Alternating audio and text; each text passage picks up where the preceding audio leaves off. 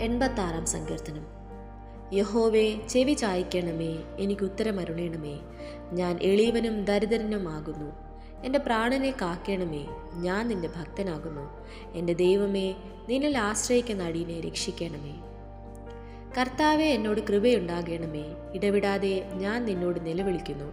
അടിയൻ്റെ ഉള്ളത്തെ സന്തോഷിപ്പിക്കണമേ. യഹോവേ, നിങ്കിലേക്ക് ഞാൻ എൻ്റെ ഉള്ളം ഉയർത്തുന്നു.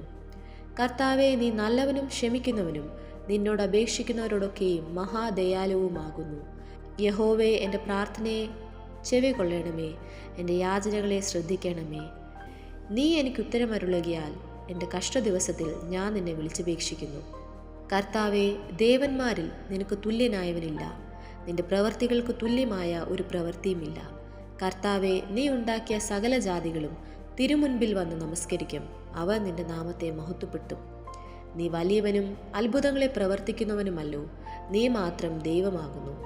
യഹോവേ, നിന്റെ വഴി എനിക്ക് കാണിച്ചു തരണമേ. എന്നാൽ ഞാൻ നിന്റെ സത്യത്തിൽ നടക്കും. നിന്റെ നാമത്തെ ഭയപ്പെടുവാൻ എൻ്റെ ഹൃദയത്തെ ഏകാഗ്രമാക്കണമേ. എൻ്റെ ദൈവമായ കർത്താവെ, ഞാൻ പൂർണ്ണ ഹൃദയത്തോടെ നിന്നെ സ്തുതിക്കും. നിന്റെ നാമത്തെ എന്നേക്കും മഹത്വപ്പെടുത്തും. എന്നോടുള്ള നിന്റെ ദയ വലിയതല്ലോ. നീ എൻ്റെ പ്രാണനെ അധമ പാതാളത്തിൽ നിന്ന് രക്ഷിച്ചിരിക്കുന്നു.